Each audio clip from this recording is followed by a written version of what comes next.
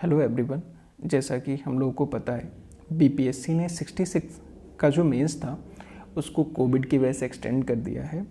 तो हम लोग ये एक्सपेक्ट कर सकते हैं कि हम लोग को जो एडिशनल है 50 to 60 डेज़ मिल गए हैं अपने प्रिपरेशन को और भी बेहतर करने के लिए। उसके बाद 67th बीपीएससी का अभी नोटिफिकेशन आया नहीं है, ना ही कोई डेट आया है प्रीलिम्स या मेंस का। तो जो लोग भी 67th बीपीएससी को टारगेट कर रहे हैं वो लोग जो है अपने प्रिपरेशन को प्रीलिम्स प्लस मेंस के मोड में लेके चलें, क्योंकि अभी आप लोगों के पास मेंस के टॉपिक्स कवर करने के लिए सफिशिएंट टाइम है। तो इस जो चैनल है इसके थ्रू मैं आप लोगों को मेंस में general studies paper first, general studies paper second और जो मेरा ऑप्शनल है पॉलिटिकल साइंस, उसके जो टॉपिक्स हैं उसको मैं रिवाइज़ कराऊंगा एक टाइम बाउंड मैनर में। और सबसे पहले हम लोग जनरल स्टडीज़ पेपर फर्स्ट में क्वेश्चंस आते हैं पर्सनालिटीज़ पे, जैसे कि नेहरू जी पे डायरेक्ट क्वेश्चन आपको मिल जाएगा, गांधी जी पे डायरेक्ट क्वेश्चन मिल जाएगा आपको, श्री राजेंद्र प्रसाद जी पे डायरेक्ट क्वेश्चन मिल जाएगा आपको, उसके बाद से श्री जयप्रकाश नारायण जी पे डायरेक्ट क्वेश्चन मिल जाएगा आपको, श्री सहस्दानंद सरस्वती जी पे डायरेक्ट क्वेश्चन मिल जाएगा आपको। तो पर्सनालिटीज़ में डायरेक्टली क्वेश्चंस आते हैं आपके डिफरेंट पर्सनालिटीज़ पे। उसमें क्या पूछा जा सकता है, उनका कंट्रीब्यूशन पूछा जा सकता है, या फिर उनका किसी पर्टिकुलर थॉट को पूछा जा सकता है, जैसे एजुकेशन पे क्या उनका थॉट था, साइंस पे क्या उनका थॉट था, कम्युनलिज्म पे क्या उनका थॉट था। तो इस तरह के क्वेश्चंस आप लोग को डायरेक्टली देखने को मिलता है। इसमें सबसे पहले हम लोग जनरल स्टडीज़ पेपर फर्स्ट में जो है पर्सनालिटीज़ को लेंगे, और उसमें भी सबसे पहले जो है जवाहरलाल नेहरू जी को लेंगे। उस थोड़ा सा उनका इंट्रोडक्शन जान लेते हैं। इंट्रोडक्शन आप लोग को इनिशियली 2-4 लाइन में आप लोग अगर डायरेक्टली कोई क्वेश्चन ऐसे आता है तो आप लोग लिख सकते हैं, या इंट्रोडक्शन थोड़ा सा जानना जरूरी होता है एक बैकग्राउंड की तरह, ठीक है। फिर हम लोग डिफरेंट जो उनके थॉट्स हैं उनको देखेंगे। वीडियो हम लोग ट्राई करेंगे कि छोटा रहे, ताकि रिवीजन के पर्पज़ से हम लोग जो है कम टाइम में इसको कवर कर सकें। तो सबसे पहले जवाहरलाल नेहरू जी को लेते हैं। इनका जो जन्म हुआ था वो 1889 में हुआ था, और इनके जो पूर्वज थे वो लोग कश्मीर से आए हुए थे, ठीक है। इनके फादर एक बहुत ही अच्छे वकील थे, और ये लोग जो हैं इलाहाबाद के जो है, जो इसका नाम अभी चेंज करके प्रयागराज रख दिया गया है, वहाँ आनंद भवन में ये लोग रहते थे।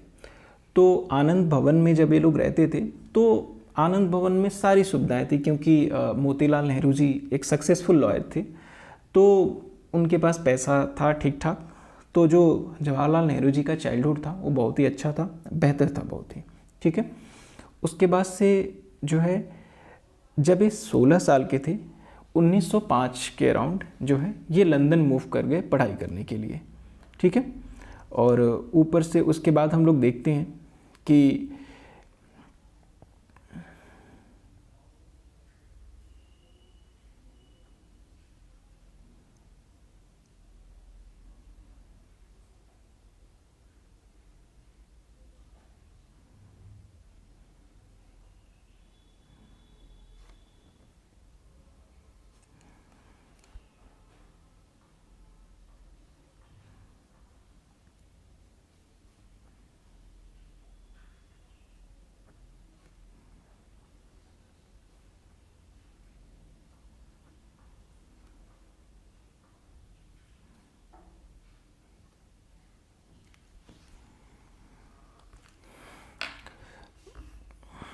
जब ये 16 साल के थे तब ये मूव कर गए थे लंदन जो है अपनी पढ़ाई के लिए, ठीक है। तो एक तरह से कह सकते हैं कि नेहरू जी का जो लाइफ स्टाइल था वो इंडियन प्लस इंग्लिश जो है वो मिक्स था, इंडियन भी था और प्लस जब ये इंग्लैंड मूव कर गए तो पूरी तरह से आप कह सकते हैं कि वेस्टर्न जो है टेस्ट भी इन्होंने अडॉप्ट किया। तो Indian plus English life style. उसके बाद से इनके प्राइवेट जो ट्यूटर थे फर्डिनेंड टी ब्रुक, तो जब फर्डिनेंड टी ब्रुक साहब ने इनको पढ़ाना शुरू किया तब जाके जो नेहरू जी हैं उनके अंदर जो है एक तरह से क्यूरियोसिटी आई आपका रीडिंग को लेके, साइंस के बारे में जानने के लिए, केमिस्ट्रीज़ के बारे में जानने के लिए। उसके बाद से जब ये 1905 में लंदन गए पढ़ने के लिए, ठीक, इनको नया एटमॉस्फेयर मिला, नए थॉट प्रोसेस से गुजरना पड़ा इनको। उसके बाद से 1907 में फिर ये जो है ट्रिनिटी कॉलेज लंदन चले गए, कैम्ब्रिज जो है, जिसको कैम्ब्रिज कहते हैं, ट्रिनिटी कॉलेज कैम्ब्रिज चले गए। वहाँ पे इनके जो सब्जेक्ट्स थे वो थे आपके केमिस्ट्री थे, जियोलॉजी थे, और उसके बाद से बॉटनी। उसके बाद से जो है ये आप देखते हैं कि केमिस्ट्री, जियोलॉजी और बॉटनी।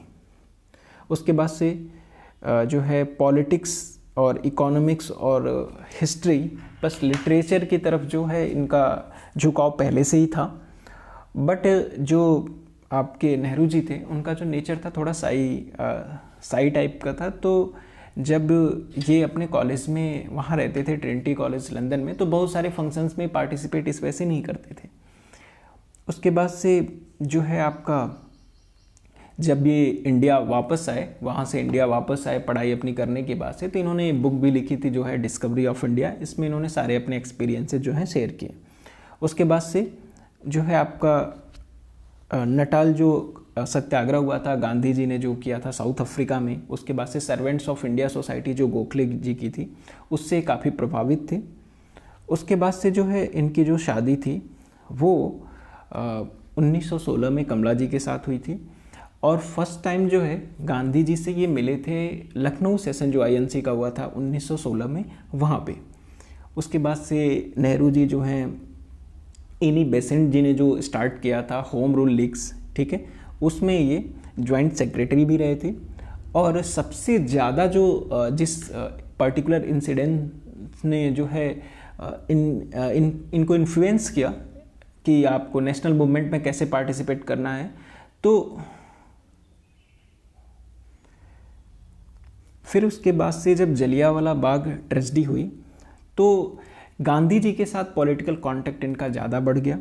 और एक तरह से कह सकते हैं कि जैसे जैसे गांधीयन मूवमेंट बढ़ता गया तो नेहरू जी का जो कैरियर का ग्रोथ कह सकते हैं वो भी एज अ पॉलिटिशियन, ठीक है, वो बढ़ता गया। 1921 आप कह सकते हैं इनके लिए एक्स्ट्रा ऑर्डिनरी ईयर था, क्योंकि उसी टाइम नॉन कोऑपरेशन मूवमेंट चल रहा था, ठीक है।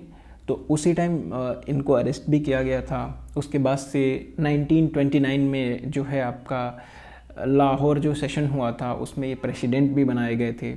उसके बाद से जो है इन्होंने उसके बाद एक बुक लिखी थी ग्लिम्स ऑफ वर्ल्ड हिस्ट्री, जो इंदिरा जी को जो है डेडिकेटेड थी। और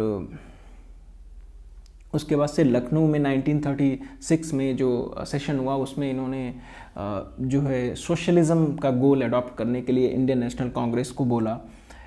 तो देखते हैं आपकी जैसे 1930s में इंडिया में सोशलिज्म की डिफरेंट वेराइटीज़ जो है इमर्ज हुई। डिफरेंट पीपल्स जो है डिफरेंट सोशलिज्म के थॉट्स को इम्प्लीमेंट करने के लिए बोल रहे थे। तो उसमें सबसे ज़्यादा जो इम्पैक्टफुल रहा है स्टिल अभी भी जो कॉन्स्टिट्यूशन के में है और इंडिपेंडेंस के बाद है वो है गांधीयन प्लस नेहरू जी का जो सोशलिज्म था। एक तरह से कहते हैं नेहरू जी का सोशलिज्म जो था वो फेबियन सोशलिज्म था, ठीक है, स्टेट लेड जो है सोशलिज्म। तो वो क्या है कि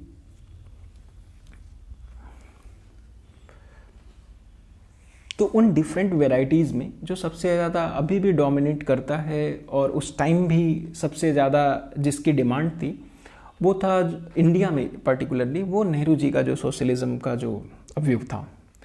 उसके बाद से हम लोग देखते हैं कराची सेशन में भी आपके फंडामेंटल राइट्स पे और इकोनॉमिक जो हैं आपकी प्लान्स वगैरह जो हैं इस पे कुछ रिजोल्यूशंस पास किए गए थे, ठीक है। उसके बाद से 1939 में जो है ये all India state people conference के जो है प्रेसिडेंट भी बनाए गए थे। देन उसके बाद से क्विट इंडिया मूवमेंट आया, उसमें जो है नेहरू जी को फिर अरेस्ट किया गया था।